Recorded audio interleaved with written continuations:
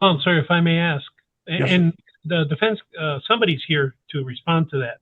Mr. But Peck is. this is an evidentiary event recording, and they're saying that it's work product. That's correct. No. All right. Okay. And Mr. Tramuto, let me stop you because Mr. Peck is okay. Explain to me now, please. No, I just need to be clear, Your Honor. Anything related to the event, the actual event, the event recorder, he has all of that. He has videos from the trains of the actual event. He has surveillance. I call it surveillance, but third-party video, um, like the Amtrak depot, I think had a camera. Everything related to the actual event, he has. And he's also had his expert out there to look at the actual evidence that was collected and So to what's this event investigate this. recording? What is it? That you prepared it for trial or what? What's that? You No, this prepared is- the event no, so recording what we're- that he wants? No, Go so ahead. what we're talking about is, I'll cut to the chase quickly. Thank you. I would say this is basically Easter weekend when this happens. It happens, and my office in Fort Worth gets a call that there's been an accident. John Proctor from my office flies out to El Paso.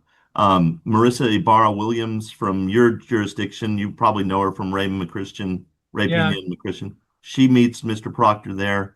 Several UP employees are brought out that have specific expertise in the area, and they run the trains. They run the train through some scenarios to try to understand what's happening, and obviously in anticipation of litigation because they know that this man has had his leg cut off. So there's attorneys out there with UP employees that are looking at the train. That's what this is about. It's a post-accident investigation. It's not. I wanted the court to be clear that it's not the data from the incident because that has been all produced in this case. Okay, let me ask a question, and I may not be able to. This may take too long for me to do it here in Zoom because I have other people waiting. Unless you want to wait till the end, but if this is a car accident, of course the police would show up. Right. That's not the police would have no reason to be called to show up when somebody's leg is amputated on a railroad track in El Paso, Texas, if I may ask. I don't remember exactly. There was first responders that did show, but the FRA also showed. The Federal Railroad Administration came out afterwards. Well, this is what I have in mind, but I'll take you all up after I take everybody else if you can be on standby. Okay. The only thing that I'm wondering is your immediate post-accident reconstruction or investigation. I don't know. I mean, you all are going to have to provide me the cases, I guess, because that's, I used to be with the DA's office for 20 years, and we got involved in reviewing cases right after they happened to screen them. Sure. And then we put our immunity at issue because we were doing it that fast, but our office decided to do it that way. And I'm just wondering if the same kind of situation or status might exist in your situation. But if you want to put us at the end to talk about it, Your Honor, that's fine. What I would say, the only thing I would say is this: all the evidence that was collected was provided to them.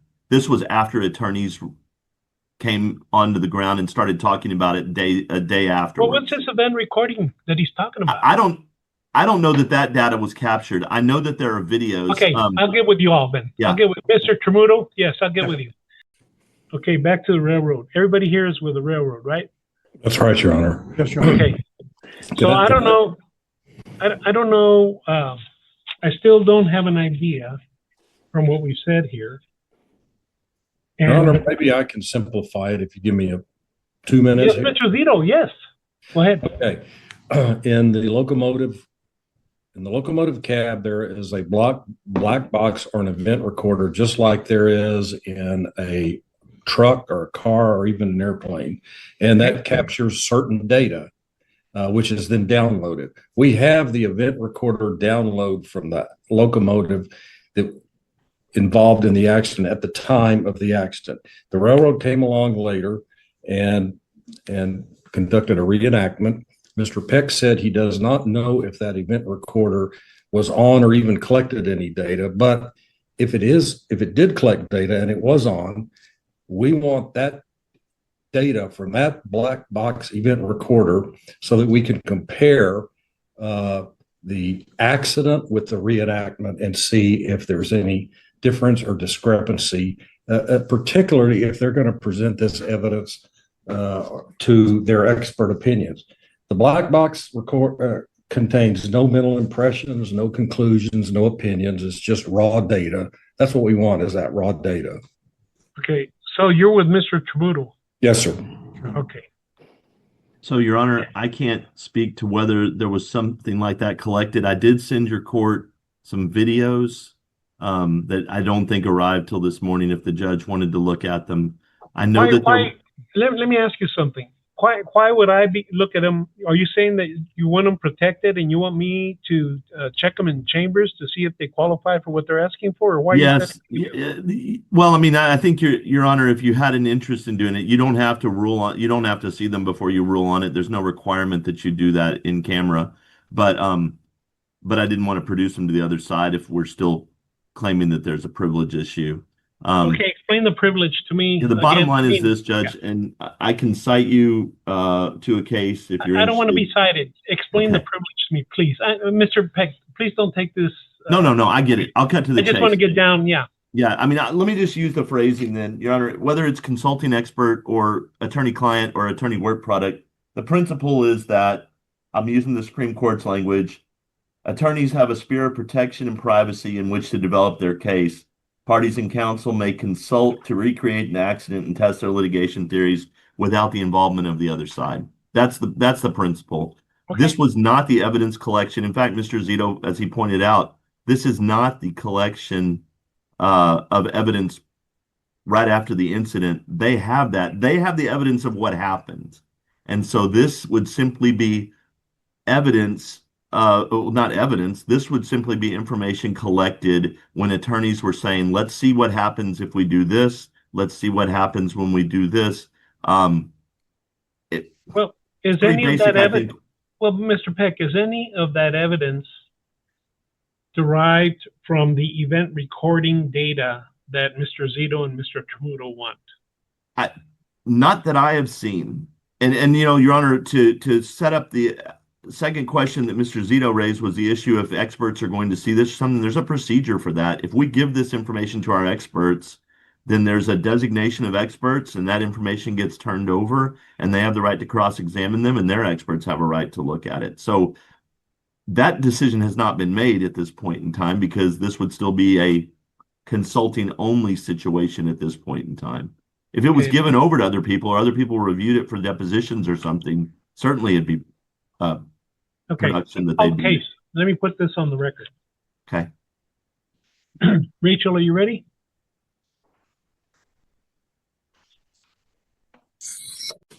Good morning, Judge. I am just okay. setting up, but 1 second. I'm sorry. You said yes, you are?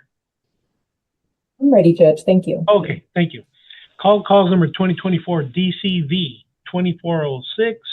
Raul Gomez versus Union Pacific Railroad on a motion to compel hearing. May I have announcements of counsel, and please designate yourself as on the plaintiff's side or defense side. Robert Tramuto on behalf of plaintiff. And Mark Zito also on behalf of plaintiff. And Raymond Baeza also on behalf of plaintiff, Your Honor. And Michael Peck for defendant Union Pacific. Oh, they're outnumbering you. They're ganging up on you, Mr. Peck. Okay. So we're in a Zoom hearing, and I've heard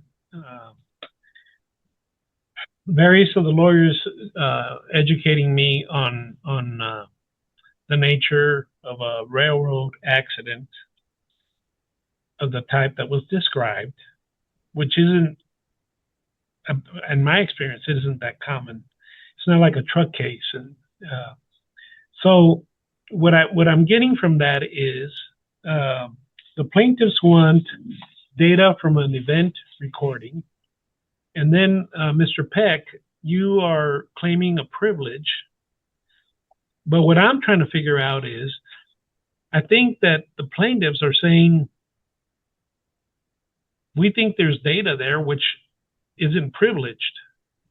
And what you're telling me is that from what you can tell from your file, it is privileged. And so I don't know how I'm going to get down to getting the defense to say there is no data there that is, and holding you to that, and then having them, if they want to contest that, to contest it maybe in some way that would involve me checking it, or some expert testimony. I mean, it's either there's either data there that exists, but I also can figure out that the plaintiffs, they just want to make sure that if there is data, they want it. So can you tell me that what they want doesn't exist? So, Your Honor, since we're operating in this virtual world, I'm learning stuff real time. Here's what I can tell the court.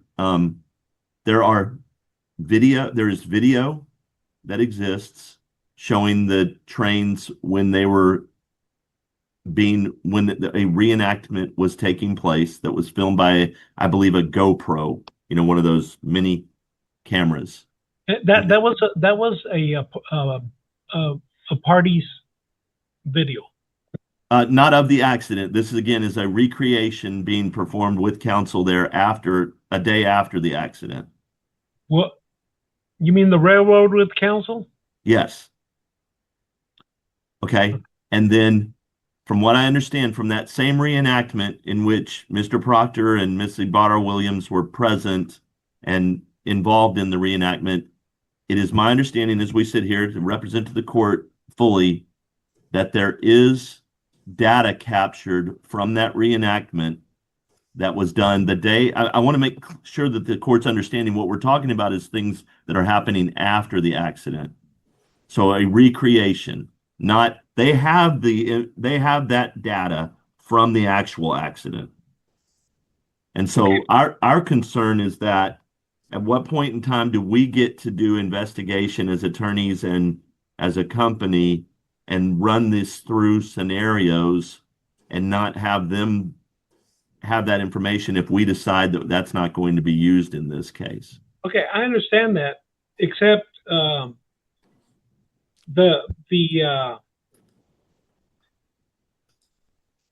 your client had exclusive possession of the scenario, and let me ask you this: at what point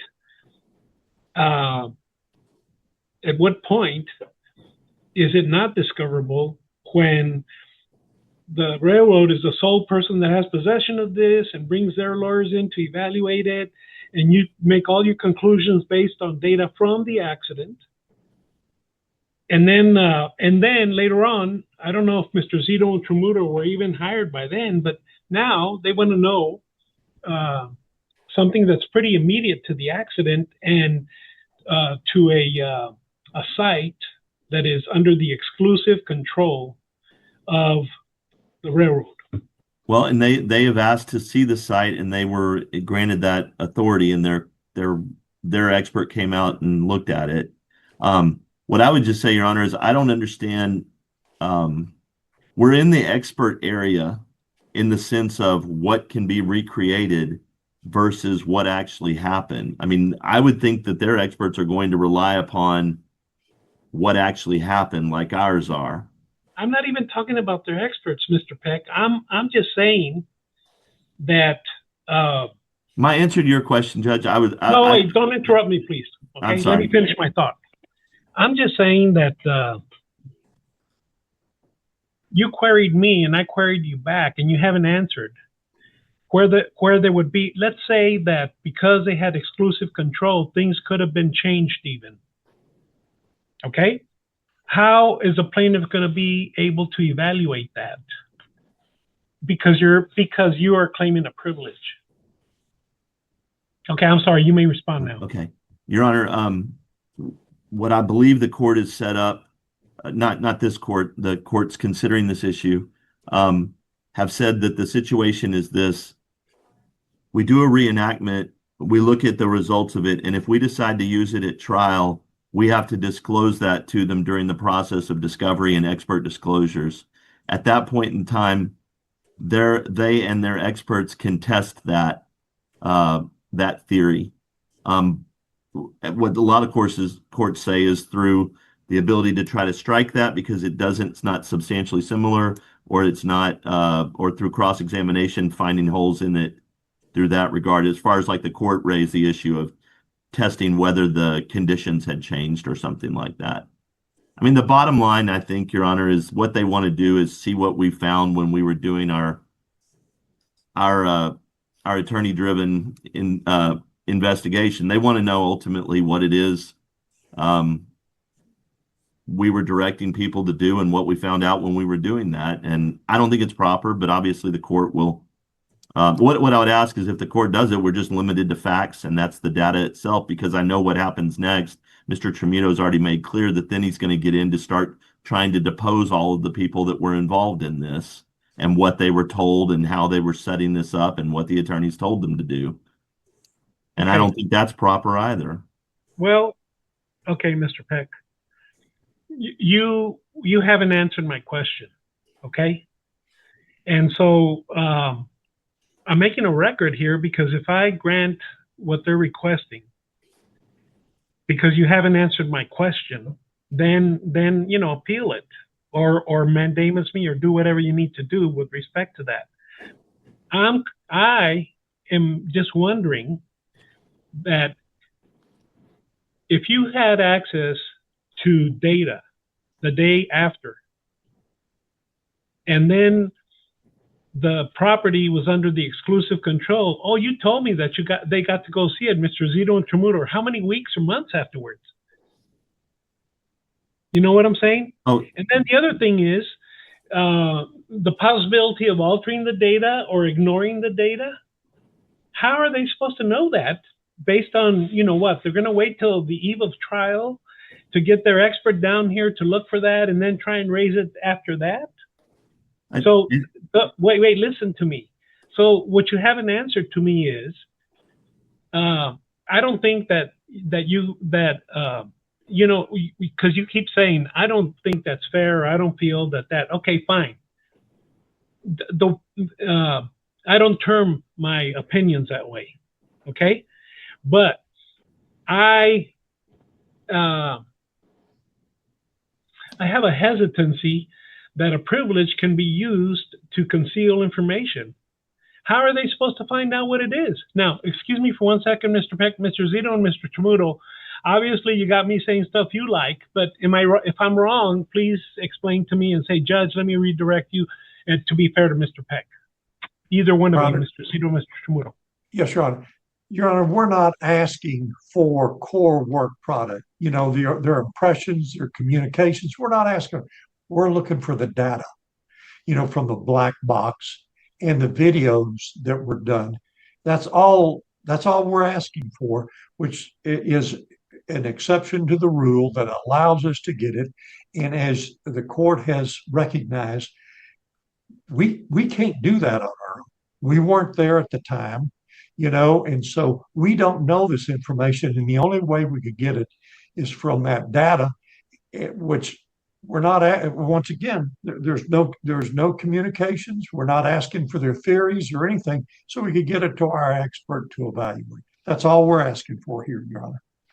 And we certainly can't do our own reenactment. I mean, if we contacted Mr. Peck and said, would you set up that yard scene just like the accident, like you did in your reenactment, bring 100 cars in and bring all of the employees, we wouldn't be able to do that, I'm sure, unless the court ordered it.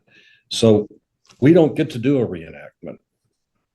Well, so again, just going back to my criminal analogy, a fatality accident, DPS here in Texas has control of the scene. They do everything and it gets cleaned up. And then later on, in comes the civil lawyers on either side, and everything's been cleaned up. And not their fault. So I maybe if you will file some memoranda, because Mr. Peck, I don't think that it's a black and white normal situation what's been described to me. And for example, even like Mr. Zito says, oh, okay, well, they're going to have to do the reenactment. Well, their reenactment is going to have to be to reconstruct everything and then do it. Or you got to do it your side, apparently. Now, again, I don't know because I'm trying to figure this out, but apparently your side got to do it with the real scene still intact. So how would the other side, there's got to be a case or a provision on privilege that addresses this, either one way or the other. Let's say that there's a case that says it doesn't matter that yours was done because you got access to the whole scene. The plaintiffs are SOL. I'm sorry, SOL is not a good. But anyways, I'm just that's what I'm wondering. So I don't know. I don't want to just enter arbitrarily. Like you said, it's up to you. That's fine, but I do want to make the right call, and also make the right call that it is appealable, or that there can be other action taken. That's why I'm on the record, and I don't want to maybe before you heard me before saying I'd like to hear this live. I don't see how this is going to get resolved live. I've now given you specific concerns. Well, not concerns because I'm neutral, but I've given you specific what I want to find out about this.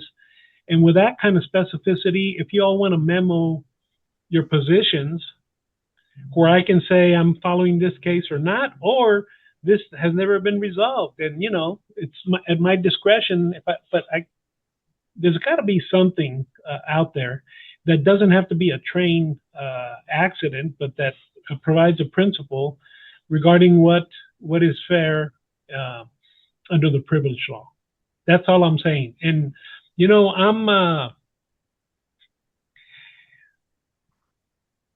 I'm very familiar with evidence, mainly in the criminal setting, but the rules are the rules. Not to mention that I had the John Sutton, the former, as my evidence teacher at UT about 50 years ago. Not that long ago, but he was still around when I was there, Judge. He was still. Yes, he was a pretty cool guy, I thought.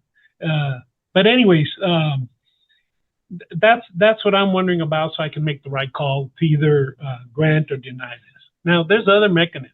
Let's say that it has to be something that I have to inspect here, meaning that you provided something that will be a record forever if I rule your way, and then they come in later on and say, well, the judge made the wrong call because here's exactly what it was, and they never disclosed that in open court, and then they turned it over to us.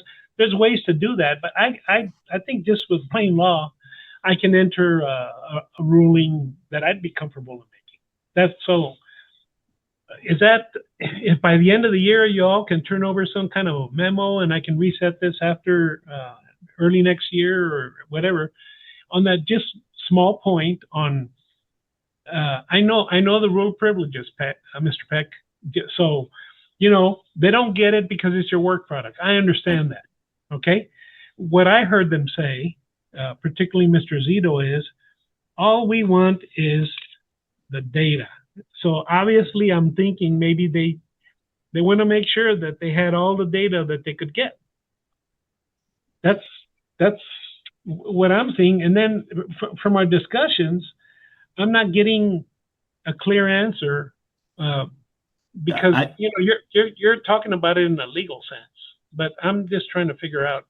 If I could answer, Judge, because I want to make sure that you know that I'm trying to answer your question. They have all the data from the accident. This is post-accident. This is something different. Post-accident, I may be confusing this. This is something that was done post-accident. Everything that they could have from the accident itself, what the engineering conductor actually did, the audio, video, and the event recorder black box data, they have all of that. I just want to make sure the court hears me say that. Well, no. You put it in writing so Mr. Zito can be satisfied that he has all the data. You represent that to the court in writing, and then I suppose plaintiff, if you want it more than that, or if you can figure that out right now, if you had that in writing from them that you got all the data that exists. I would say that if Mr. Peck told us that there was no date, that the event recorder was not turned on in the reenactment, and so therefore no data was collected, we would have no choice but to believe what he said. Well, I'm not representing that. I'm talking about the data from the incident itself. I think, Judge, I guess what the judge, I think you're saying is if there's a case or two you want to know that, can we just agree that, and I don't need till the end of the year, I could have a week that I could provide a letter brief to the court that they could respond to, and I could also address the categories of data that that exist or don't exist? Well, if you do that, that's fine, and then I guess they can set a hearing that you didn't put in. So look, I'm going to go off. Well, no, let me just stay on the record. Mr. Peck, you are talking to me and you're qualifying a lot, and we're here in Zoom, and you know, I can't. You're qualifying a lot, so much that I don't feel comfortable that I can make a decision, because you know, now you said that the data was used, and now I seem to understand that if it was off, you got all the data afterward. I don't know that. No, it just for the record, if I could be clear for the court, everything related to the incident has been captured and provided to them. After the incident, attorneys came to the site, and there were the train was run through a reenactment a day or two after the incident. That generated videos, which I know exist and which they have not been provided. And that, from what I've been told this morning, right prior to the hearing, is there likely is some data that was captured from the attorney-directed reenactment that has not been provided to them.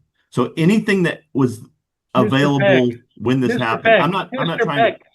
Hold on, please, excuse me. And now you're telling me that you know that some data was used. So here I am trying to figure out, and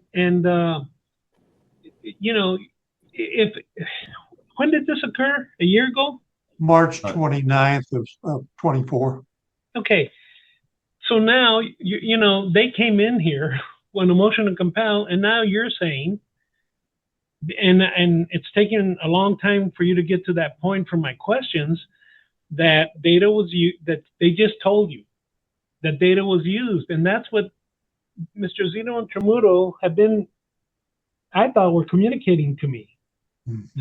So then in mid-hearing, for you to to reveal that, I don't know what else they want to do, Mr. Tramuto and Mr. Zito, to try and to see where they're going to go from here. I can continue this hearing, or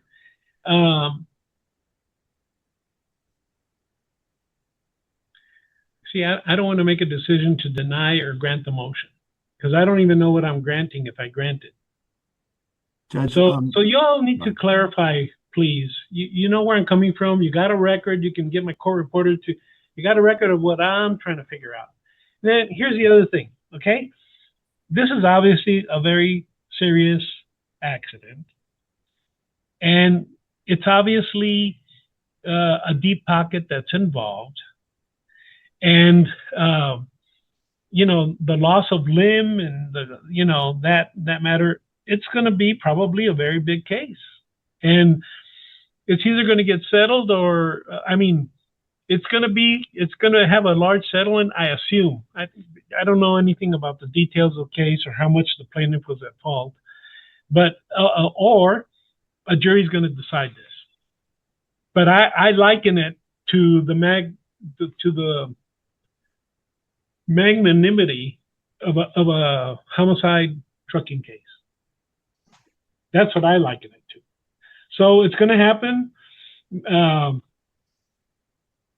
Maybe I won't be the judge when it happens, but I want to make sure that I set up all the evidence correctly so that all of those evaluations can be done so fairly. So what I at this point would like, Mr. Baeza, your local counsel, is that why you're here? Yes, sir. Yes, Judge. Okay. It ought to be in front of your wife. She's the best civil judge here in the courthouse. I tried a case to her last year, Judge. Yeah. You know. Well, since I'm on it, not anymore, Judge. Anyways, I'm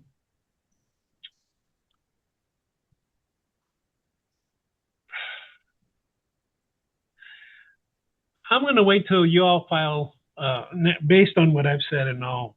I'm going to set it for a status, but also file any motions that you want heard. Okay. Because I've said a lot, and you all can discuss that, and you can even discuss it amongst yourselves in the background.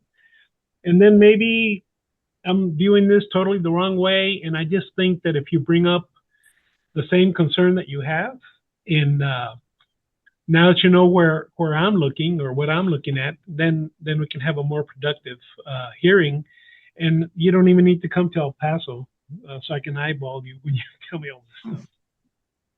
Is that all right with everybody? So submit briefing as we feel is necessary. I didn't say, well, if you're going to rest on the current motions, but No, I'd like the opportunity to file additional, just a brief, short statement, Judge. No, right. So, I mean, y'all know, I mean, do it and then try and get it done before the end of February. If you do it sooner, fine. Okay. But I know that I'm going to be a little freer after that, the holidays and all that stuff, to give this the attention that it deserves. Judge, I don't want to belabor the point, but I'm concerned that the court feels like I was not being open with the court. I'm just trying to make clear. Sir, let me clarify that, Mr. Peck. I don't take it that way. Okay. And it's just that my manner of asking questions sometimes, I try and ask them without, but it was just like in a hypothetical fashion. I think if you look at my language, I don't see that. Okay. I just think things got developed, and I'm just sitting here thinking, well, okay, I know that I'm board certified in criminal law, not in civil, but I'm just wondering. I understand. And then, that's the other thing. I didn't make a ruling today. And obviously I didn't do it because I just wanted to be clear, but then based on whatever you all file, and when I pass on this again, you're going to provide the clearness of what really exists as the issues in this case, instead of me trying to assume too much. Yeah. All right. In Your Honor, if I may, Yes, sir. we're set for trial on February the 26th. It's a first It's not gonna trial. go. It's not going to go. Okay. Well, I can tell you because I'm bifurcated. Matter of fact, I have more criminal than civil. And then, well, after the end of next year when I retire, it's not going to be Right. it's not even going to be an excuse I can use anymore. But on civil cases, I got somebody that's been in jail for 700 days or 300 or whatever, and then they trump the setting. So if you want to get another setting as well, you can do that. Or you can just carry this to see what's going to happen next, and then based on that, get whatever settings you want. I want to get you to the point where you can go mediate this. Okay. And then, I don't know, I like to assign the mediators, but if collectively you all decide that there's a really good mediating, and we have a lot of mediator talent here in town, that would be good at an issue like this and mutually acceptable to all sides, I'll go to an agreed mediator if you'd like, including one from outside of El Paso that, given the stakes of this case and stuff. So whatever you want. Mr. Peck, you're not in El Paso, are you? I'm out in El Paso a lot, but I'm not. I'm in Oh. Fort Worth, Your Honor. Okay, so everybody's out of town. Except Mr. Baeza. Right. Yeah. Mr. Baeza, where's your office? That's a nice view you got. Oh, Judge, it's a virtual background. I wish that was my view. It's El Paso. You don't recognize it? You know, I don't know if you've been to West Star Bank, but West Properties. I mean, not what's his name, Woody, the Hunt property. And they got the best views of They've Paso. got the I views. thought maybe your office was there with them. All right, gentlemen, thank you. You're excused, and it's balls in your court, and you deal with my court coordinator to get this thing moving. Yeah, Appreciate Your it very much. Thank you, Honor. Judge. Thank you, Your Honor. Okay. Hook 'em horns. Likewise. Yes. Bye-bye. Look at my tie. Yeah. My son's down there now. He's a junior. So I'll talk to you later, Judge. Thank you. All right, bye.